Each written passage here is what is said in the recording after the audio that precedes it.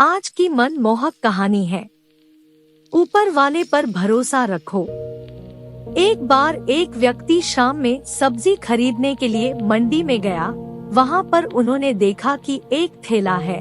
ठेले पर फल रखा हुआ है मगर ठेले वाला नहीं है। उसे सोचा कि ठेले वाला कहाँ गया। आसपास उसने देखा तो उसे कोई दिखा नहीं। ठेले के ऊपर में छोटा सा एक बोर्ड रखा हुआ था जिस पर लिखा था कि अगर आप जल्दी में हैं तो आप फल तौल ले, आपके जो पैसे बनते हैं वो आप ठेले के सामने एक डब्बा है उसमें रख दे और चले जाए। मुझे बीच बीच में घर जाना पड़ता है। मेरी माँ बूढ़ी है और बहुत बीमार है। घर में कोई और देखभाल करने के लिए नहीं है तो उन्हें खाना खिलाने के लिए, दवाइयाँ खिलाने के लिए या और भी काम कराने के लिए मुझे घर जाना पड़ता है। एक लाइन और नीचे लिखी थी कि अगर आपके पास पैसे नहीं है तो आप कोई भी सामान मुफ्त में ले जाए, आपको इजाजत है। ये पढ़ने के बाद उस व्यक्ति को लगा कि यह कौन हो सकता है जिसने आज के समय में लोगों पर इतना विश्वास किया। मैंने फिर से आसपास देखा मगर कोई नहीं था। उस व्यक्ति ने प्राइस लिस्ट में सब सामान का मूल्य देखा और 2 किलोग्राम सेब, 2 दर्जन केले और कुछ सब्जियां लेकर पैसे उस डब्बे में रख दिया। उसने देखा कि वहाँ पर पहले से कुछ पैसे भी रखे हुए हैं। तब उसे लगा कि लोग ये कर रहे हैं। शाम में वह व्यक्ति अपने घर आ गया, खाना पीना बनाया और फिर बाहर घूमने को निकल गया। गलती से वो ठेले वाला उस व्यक्ति को दिख गया। वह ठेले को धक्के लगाते हुए ले जा रहा था। फटे पुराने कपड़े थे। उस व्यक्ति ने उसे आवाज दिया तो ठेले वाले ने बोला कि माफ कीजिए, फल खत्म हो गए हैं, आप कल आइए। तो उस व्यक्ति ने कहा कि मैंने फल तो ले लिए और पैसे भी रख दिए थे। वो दोनों एक ढाबे पे गए। ठेले वाले से उस व्यक्ति ने खाना खाने को कहा लेकिन उसने मना कर दिया। दोनों के लिए चाय मंगवाया गया। चाय पीते पीते कुछ बातें होने लगी। उस व्यक्ति ने उस ठेले वाले से उसका नाम पूछा, फिर उस बोर्ड पर लिखे संदेश के बारे में पूछा कि आप ऐसे अकेले ठेले को छोड़ के चल जाते हैं, आपको डर नहीं लगता है कि आपका सामान जो है वो चोरी हो जाएगा।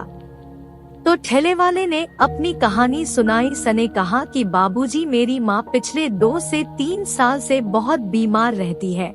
मेरी कोई भी संतान नहीं है। मेरी पत्नी भी मर चुकी है। तो इस दुनिया में बस मैं हूँ और मेरी माँ है। मैंने एक दिन अपनी माँ से पैर दबाते हुए कहा कि माँ, आप बार बार मुझे कहती है कि घर में रहा कर, तू चला जाता है तो मेरा जी घराता है, मन नहीं लगता। लेकिन आप समझो, मेरे पास पैसे नहीं है।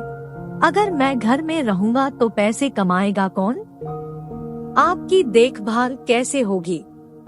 मेरी माँ ऊपर वाले पर बहुत यकीन रखती है। उन्हें ऊपर वाले पर बहुत भरोसा है।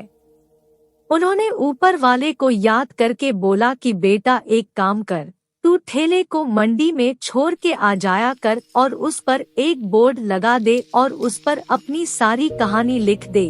और तू देख, शाम में जब तू ठेला लाने के लिए जाएगा तो तेरा 1 रुपया इधर उधर नहीं होगा। मैंने अपनी माँ को बोला कि क्या बेकार सी बात कह रही हो, आप सोच भी रही हो आप क्या बोल रही हो? आज के समय में ऐसा माहौल है और इतने चोर हैं, ऐसे में कौन मेरी बात पर यकीन करेगा? और जिस ठेले पर ठेले वाला नहीं होगा वहाँ से फल कौन खरीदेगा? तो मेरी माँ ने कहा कि फालतू की बात मत कर, ऊपर वाले को याद कर। हमारी किस्मत में जितना होगा वो हमें जरूर मिलेगा। उस दिन के बाद से बाबूजी 3 साल हो गए रोज यही करता हूँ। सुबह जाता हूँ, ठेले पर सब सामान लगा देता हूँ और वापस आ जाता हूँ और सीधे फिर शाम में जाता हूँ। सबको लगता है कि बीच बीच में जाता हूँगा लेकिन मैं जाता नहीं हूँ।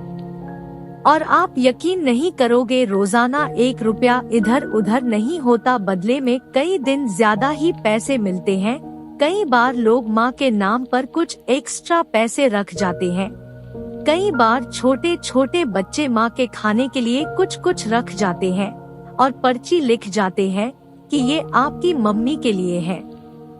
एक बार एक डॉक्टर साहब एक पर्ची छोड़ के चले गए जिसमें उनका नंबर लिखा था और लिखा था कि आपकी माँ यदि ज्यादा बीमार हो तो आप मुझे इस नंबर पर कॉल कर ले। तब से सब वैसा ही चलता आ रहा है। ऊपर वाले के आशीर्वाद से, माँ के आशीर्वाद से सब कुछ मिल रहा है। ये छोटी सी कहानी हमें यह बताती है कि अपने ऊपर यकीन रखे, अपने ऊपर वाले पर यकीन रखे। ऐसी कोई चीज नहीं है जो आपको नहीं मिलेगी। वक्त लग सकता है लेकिन मिलेगी जरूर। देर है अंधेर नहीं। Thank you for watching. Please like, subscribe and share.